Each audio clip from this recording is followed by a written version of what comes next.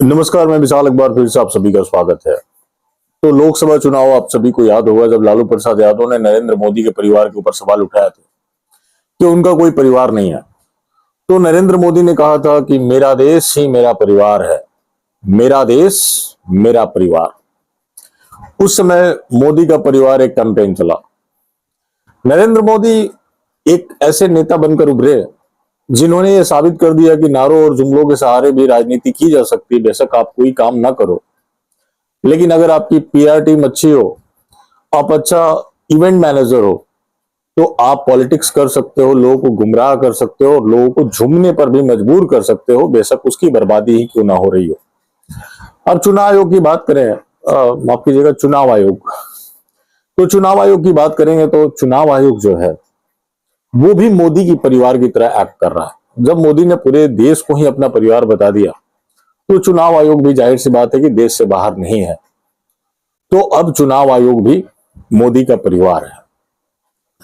अब जगह जगह धांधली के मामले सामने आ रहे हैं।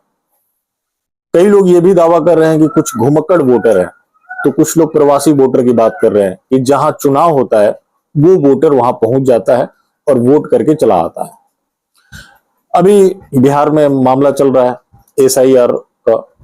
उसके बाद मध्य प्रदेश से खुलासा हुआ है कि 1696 पते ऐसे हैं जहां एक एक घर में 100 वोटर आईडी कार्ड मिले हैं। मतलब 100 वोटर मिले हैं, एक घर में 100 वोटर हो रहे हैं। अब ये सब जो चुनाव आयोग की तरफ से हो रहा है, भारतीय जनता पार्टी यहां पर बोल रही है कि विदेशियों को वोट देने का कोई अधिकार नहीं है। अब आप देखेंगे कि जितने बढ़े हुए वोट है उससे भारतीय जनता पार्टी को फायदा हुआ है। कहीं भी आप देखेंगे जहां ईवीएम में गड़बड़ी होती है तो उस गड़बड़ी ईवीएम से भी कमल का पर्ची निकलता है। जब गड़बड़ी है तो कभी दूसरे के पक्ष में भी हो जाना चाहिए, लेकिन हमेशा वो भारतीय जनता पार्टी के पक्ष में होता है। वैसे ही बात अगर इन प्रवासी वोटरों की जाए या फिर बढ़े हुए वोटर की जाए तो उससे फायदा सिर्फ भारतीय जनता पार्टी को हो रहा है, जिसका चुनाव परिणाम में आपको असर देखने को मिला भी है। वरना कौन सी ऐसी सरकार है जो लगातार 15-20 साल से सरकार में है, उसके बाद भी पूर्व के जितने भी उसके रिकॉर्ड रहे सारे को ध्वस्त करते हुए फिर से पूर्ण बहुमत की सरकार बनाती है, वो भी 2/3 की बहुमत आ जाती है। तो यहां पर गंभीर सवाल खड़े होते हैं। लेकिन यहां पर बीजेपी और चुनाव आयोग का ऐसा रिश्ता बन चुका है कि अगर सवाल बीजेपी पे किया जाए तो चुनाव आयोग जवाब देता है, चुनाव आयोग पे सवाल उठे तो बीजेपी जवाब देती है। और दर्द ऐसा है कि दोनों कराह उठते हैं। बस एक को आपको चोट करना है, दूसरा स्वतः ही कराह उठेगा। उसके बाद भी अगर कोई कहता है कि चुनाव आयोग मोदी का परिवार नहीं है, तो यहां पर गंभीर प्रश्न उठते हैं। अब बात यहां पर होती है भारतीय जनता पार्टी के दावों की। वो लोग बता रहे हैं कि विदेशियों को वोट देने का कोई अधिकार नहीं है और उन लोगों के अनुसार ये सब रोहिंग्या और बांग्लादेशी हैं। पहला सवाल यह है कि रोहिंग्या और बांग्लादेशियों को घुसाया किसने, और क्या नरेंद्र मोदी इस्तीफा देंगे? क्योंकि जो पूर्व में चुनाव हुए हैं इन्हीं वोटर्स के सहारे हुए हैं जिनका अब नाम कट रहा है। तो वो फर्जी वोट के आधार पर क्या प्रधानमंत्री बने रहेंगे? उसके बाद बात होती है कि ये राष्ट्रवादी हैं। क्या बीजेपी के दावे के अनुसार ही कहे तो जो नेता विदेशियों के वोट से सत्ता में हो, जैसा कि भारतीय जनता पार्टी दावा करे, मैं नहीं कर रहा कि वो सब विदेशी हैं, वो देश के प्रति कैसे समर्पित हो सकता है? ये गंभीर सवाल है।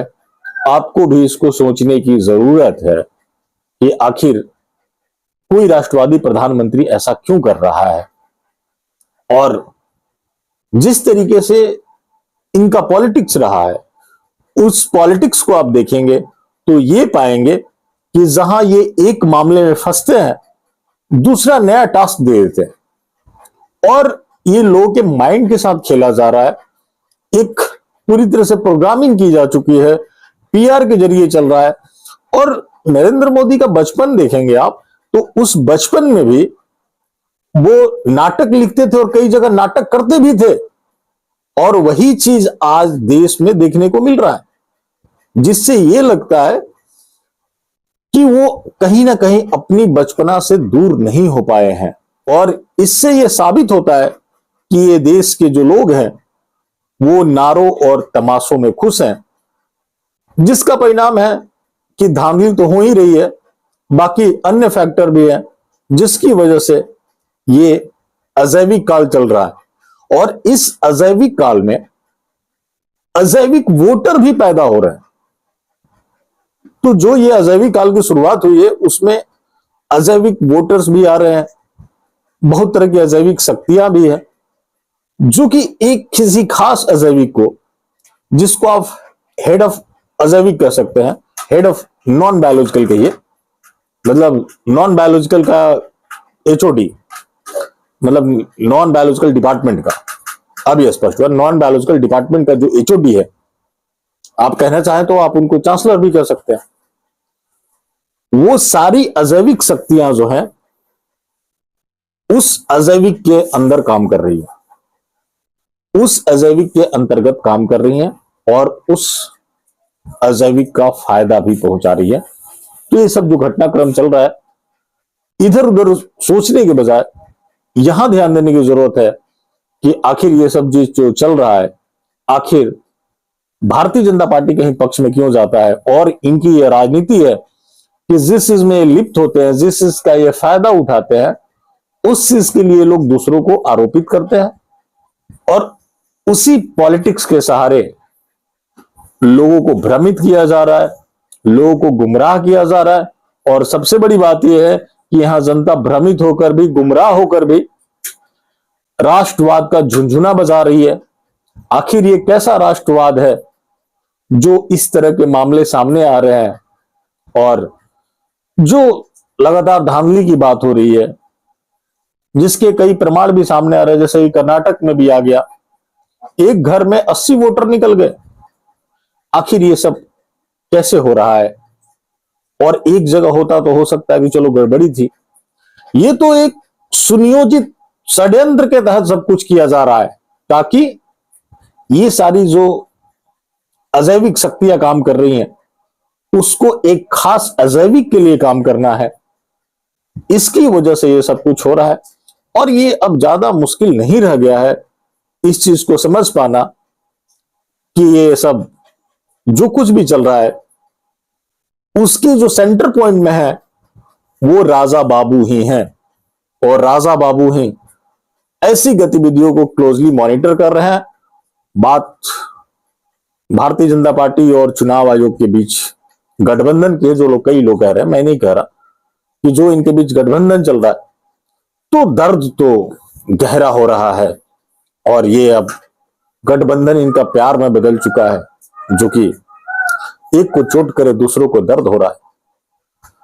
तो ये महज संयोग नहीं है, प्यार बहुत गहरा है और ये देश के साथ बहुत बड़ा धोखा है। चले अभी के लिए बस यहीं तक, बाकी फिर मिलते हैं। धन्यवाद।